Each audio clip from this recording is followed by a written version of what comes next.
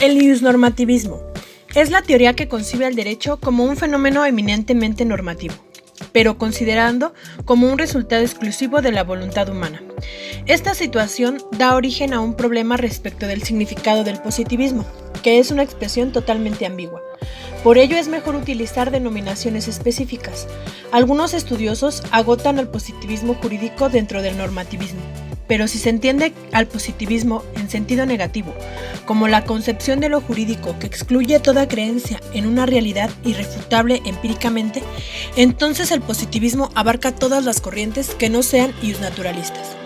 Esta corriente tiene varias características, entre ellas las siguientes. Kelsen sostiene que la característica de la pureza es un principio de método, que consiste en buscar solo un conocimiento orientado hacia el derecho, es decir, liberar a la ciencia jurídica de todos los elementos extraños. Añade Kelsen que la ciencia jurídica tradicional no satisface la exigencia metódica. ¿Por qué afirma esto?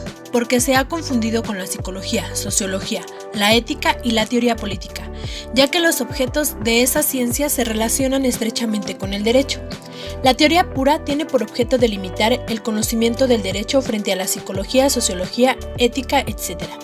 Esto no lo hace por ignorancia, sino por evitar el sincretismo metódico, que oscurece la singularidad de la ciencia jurídica y los límites de su objetivo. ¿En qué consiste el error de Kelsen? En indicar que para que la ciencia del derecho no se quede en las formas, tiene que ocuparse de lo que ya se ocupan otras disciplinas. Para lograrlo, Kelsen de manera explícita utiliza el principio de imputación. El principio de imputación es un principio ordenador o de conocimiento, a diferencia del principio de casualidad que se emplea en la descripción del ser. El principio de imputación se emplea para la descripción de un orden normativo de interacción humana. Es decir, se utiliza en la descripción del deber ser y para distinguir al deber ser del mundo normativo o de los hechos. En relación al deber ser, en el ámbito de lo jurídico, Kelsen nos dice que si el derecho declara que bajo determinadas condiciones deben producirse determinadas consecuencias, el término deber ser no se entiende en sentido usual de que algo está ordenado pero no autorizado o permitido, sino que abarca tres significados o funciones normativo-jurídico, que son el ordenar, el facultar y el permitir positivamente la consecuencia. El deber ser es la relación entre el supuesto y la consecuencia normativa. Otro concepto básico de la teoría de la pureza de Kelsen es que el significado jurídico de una conducta humana no se puede captar por los sentidos, como se capta el olor, la dureza o el peso de un objeto. Por lo tanto, el significado jurídico objetivo de una conducta únicamente lo proporciona la norma jurídica que regula la conducta y no el significado subjetivo que suministra el que realiza dicha conducta. Lo fáctico o ser natural de un acto no es lo que lo hace a tal acto lícito o ilícito, sino que su significado jurídico objetivo. Este significado jurídico objetivo se logra a través de una norma que lo prevé, de tal suerte que el acto puede ser explicado según la norma. La norma funciona como un esquema de explicitación del acto. La explicación de que el acto tiene un acontecer natural también se fundamenta en un esquema particular y diferente de lo normativo. El principio de casualidad. La norma según la cual el acto significa que es conforme o contrario a derecho es ella misma producida mediante un acto de derecho, que por su lado nuevamente recibe su significado jurídico de otra norma. Por validez se entiende la existencia específica de una norma y se expresa diciendo que algo debe o no ser. Esto es diferente de la realidad de los hechos naturales y de la existencia del acto de voluntad, cuyo significado objetivo proporciona. Que una norma sea válida significa que obliga y que el hombre debe de comportarse como lo indica ella. El fundamento de validez de una norma solo puede encontrarse en la validez de otra, la que se caracteriza metafóricamente como una norma superior en relación con una inferior. La validez como existencia y fundamentación adecuada en otra norma son elementos integrantes de un concepto único de validez. La norma es válida o existe si se fundamenta en otra. Pero si entendemos validez como existencia de norma, entonces su concepción se identifica con el concepto de norma y se produce una redundancia conceptual. Si articulamos los dos sentidos de validez, resulta que dentro del concepto de norma necesariamente se incluye su fundamento en otra norma. Esto es difícil de aceptar. 1. Porque no todas las normas poseen una validez diferida, sino que hay normas fundantes que no se fundan en otras. 2. Si una norma se fundamenta en otra, pareciera que el término fundamentación es diferente, pero si esta fundamentación es parte indispensable del concepto de norma, la expresión es pleonástica. Así, la idea de validez como existencia de la norma puede desecharse por redundante, pero validez como fundamentación en otra norma tiene significado teórico propio. Es distinta de los conceptos de norma o de deber ser y se relaciona con ellos, calificándolos en función de si se encuentran adecuadamente fundamentados en otra norma o no. A continuación, explicaremos el bisnormativismo en un concepto adaptado al programa de 100 mexicanos dijeron, para que lo podamos entender de mejor forma. Gracias, compañeros.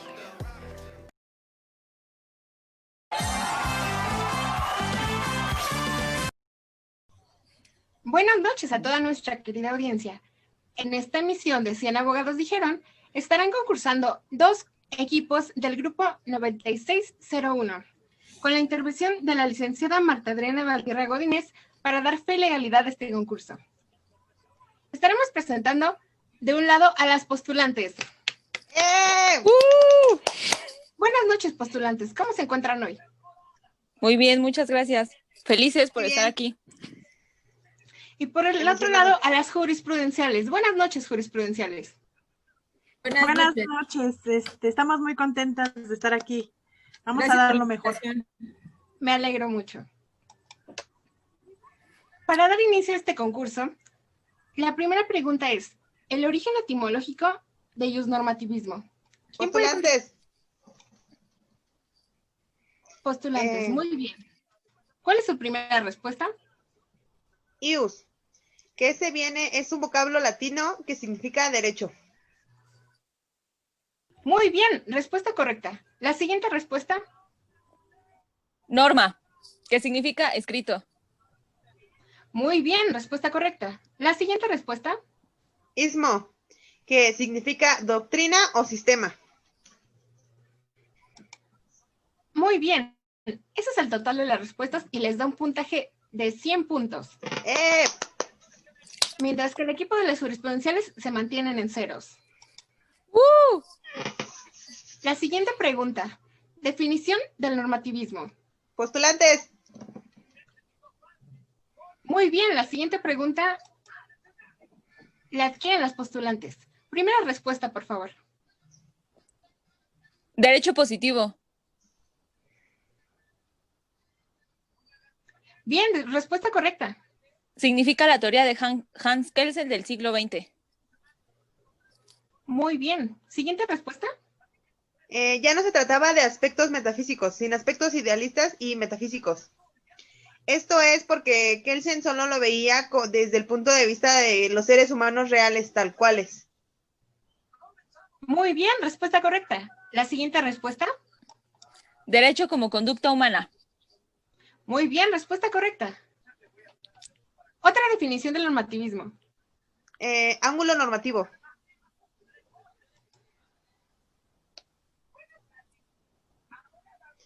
Esto es porque el normativismo jurídico fue visto como teoría del derecho y Kelsen lo veía como que se trata el derecho única y exclusivamente en este ángulo normativo, sin calificarlo por su justicia ni descalificarlo por su injusticia. Muy bien. Otro concepto que relacionen con la definición del normativismo. Jerarquía de normas, que establece que un sistema jurídico se basa en la jerarquía de normas. Como mejor ejemplo, la pirámide de Kelsen, en donde pone a la Constitución encima de todas las cosas. Muy bien. ¿Algún otro concepto sobre la definición del normativismo? Lo separa de la moral. Esto es porque el derecho se concibe como un orden normativo. No le importa si moralmente está correcto o incorrecto, nada más para él es un orden normativo. Muy bien. ¿Otra respuesta sobre la definición del normativismo? Un elemento que se pueda verificar.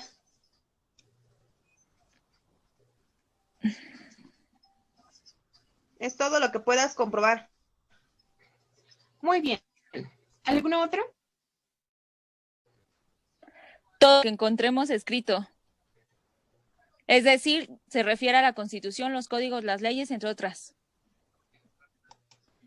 Muy bien. Con estas respuestas ustedes obtienen un puntaje de 200 puntos en total, dejando a las jurisprudenciales en ceros. Bien. Siguiente pregunta. Concepto de normativismo. Postulantes. Muy bien, las postulantes se llevan la tercera pregunta. Que concibe el derecho como un fenómeno normativo. Esta fue la denominación que se le dio a la teoría. Muy bien, respuesta correcta. Siguiente respuesta. Resultado exclusivo de la voluntad humana, porque así se consideraba.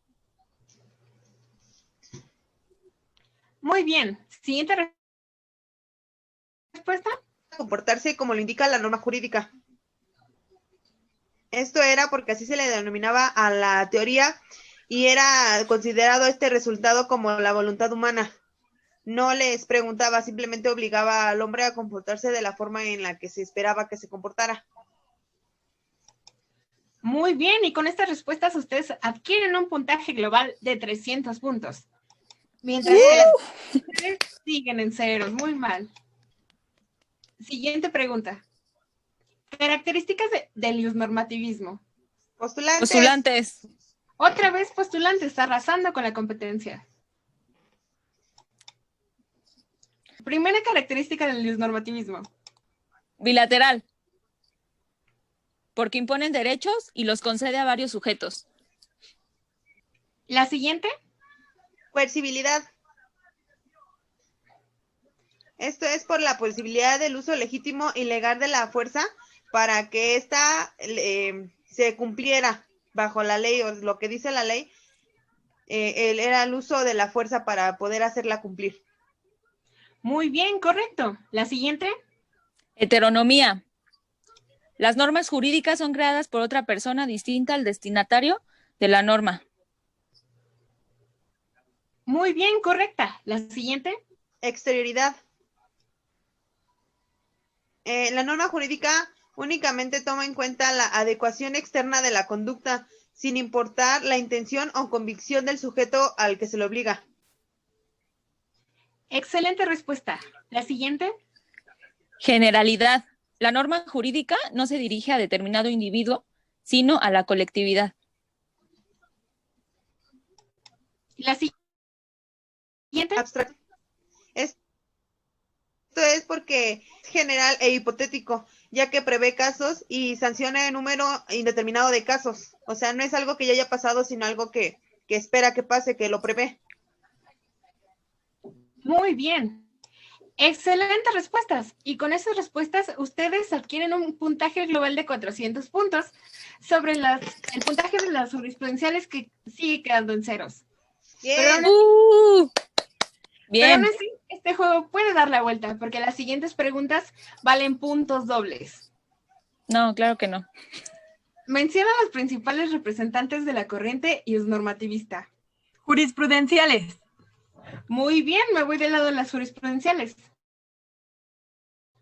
El principal representante de la corriente normmativista es Hans Kelsen, el cual nació el 11 de octubre de 1881 y falleció el 19 de abril de 1973. Fue un jurista y filósofo austriaco y es considerado el jurista más influyente del siglo XX. Muy bien, excelente respuesta. La siguiente respuesta, por favor. Otra vez jurisprudenciales. El siguiente es Herbert Lionel Adolphus Hart, nacido en Reino Unido el 18 de julio de 1907 y fallecido el 19 de diciembre de 1992.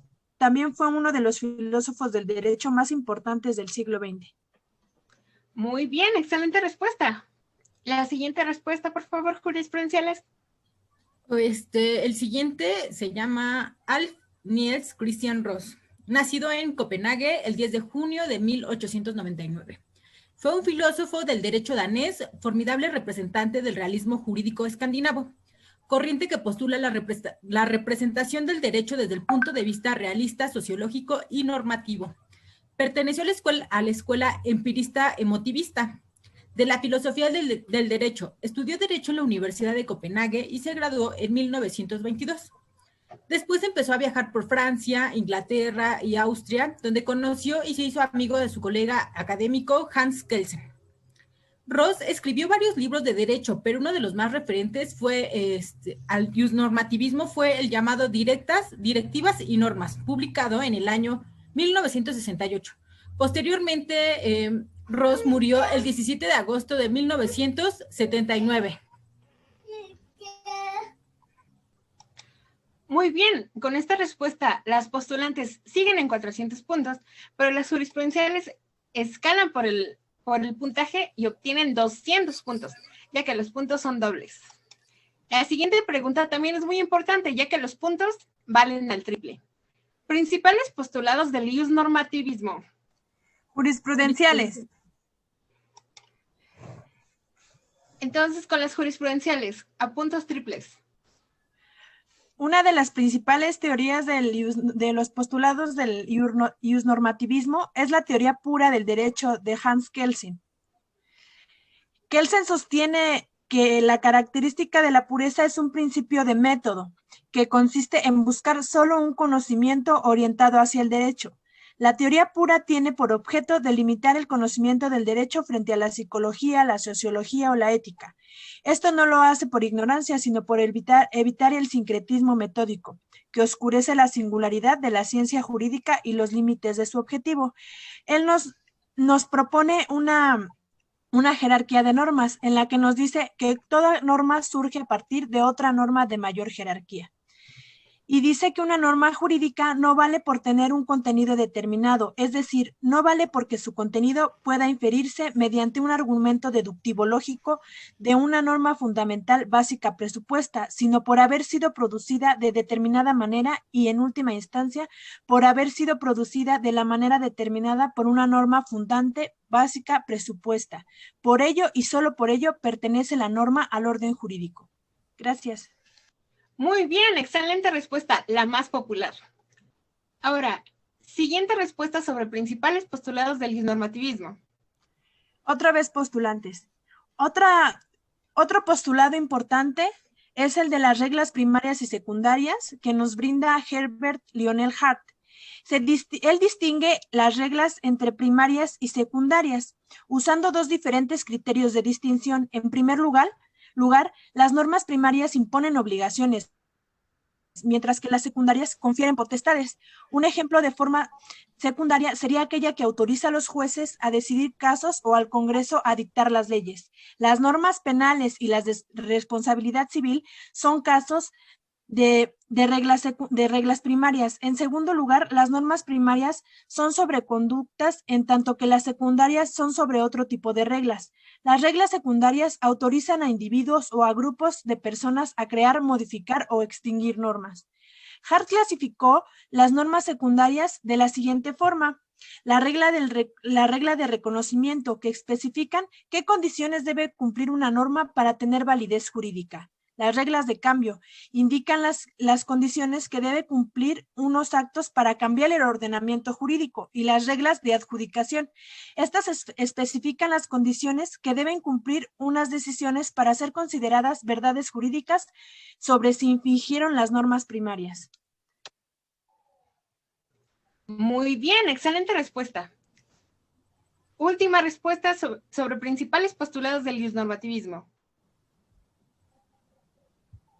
Uno de los principales postulados del normativismo se llama conceptos jurídicos. Este es propuesto por Al Ross.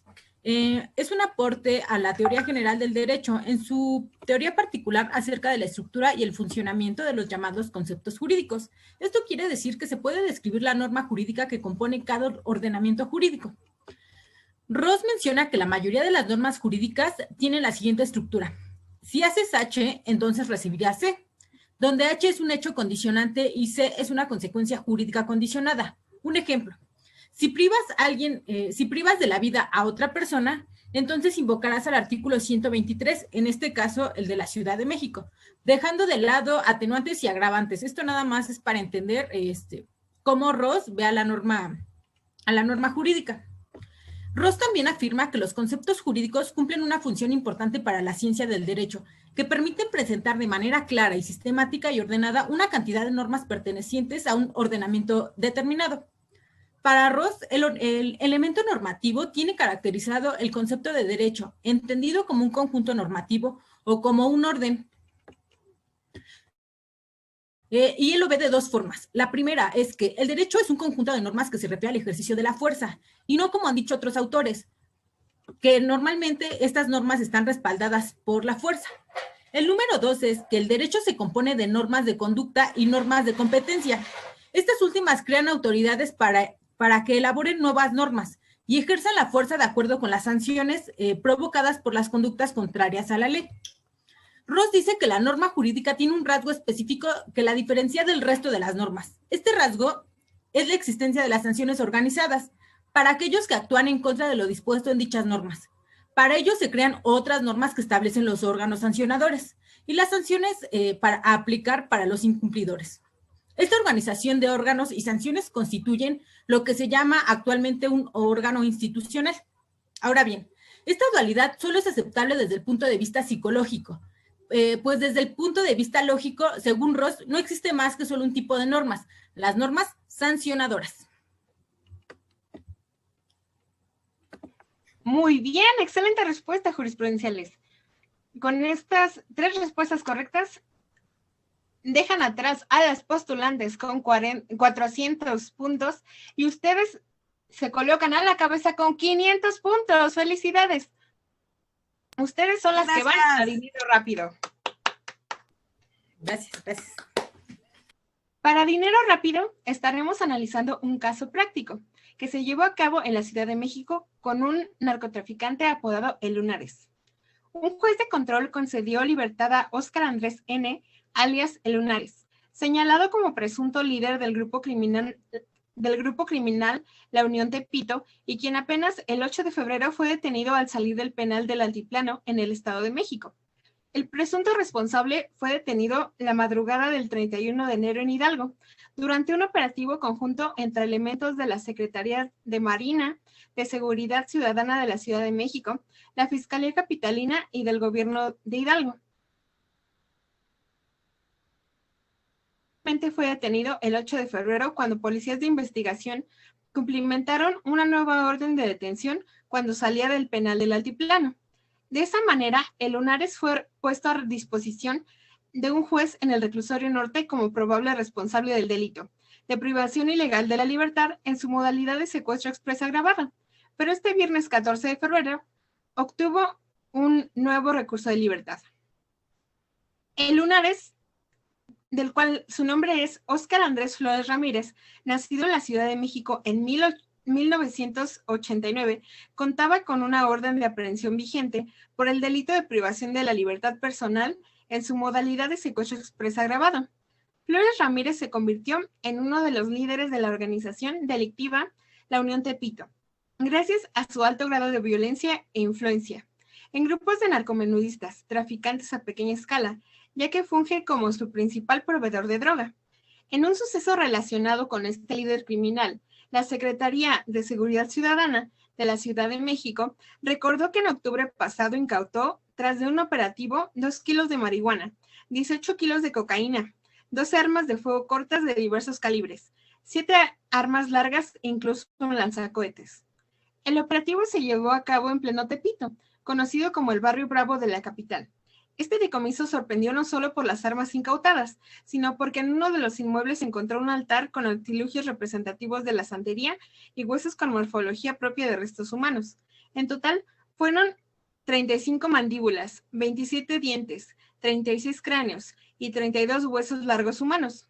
El Lunares, explicaron las autoridades capitalinas, es creyente y alabador de Jesús Juárez Mazo, mejor conocido como Jesús Malverde, el santo de los narcos. También es partidario de rituales satánicos, colocando grandes altares donde utiliza cráneos humanos. Incluso ordena el homicidio de integrantes de grupos antagónicos para usarlos como ofrenda, indicó la Secretaría de Seguridad Ciudadana. Incluso se sabe que poseía animales exóticos como guacamayas, tucanes o cachorros de leopardos, así como relojes de alta gama y joyería. Ustedes, por medio del normativismo, explicarán por qué no fue llevada la detención. Ok, la primera podría ser por la separación de la moral. La segunda estaba basado en la ley escrita. Y la tercera sería que no tuvo un aspecto idealista.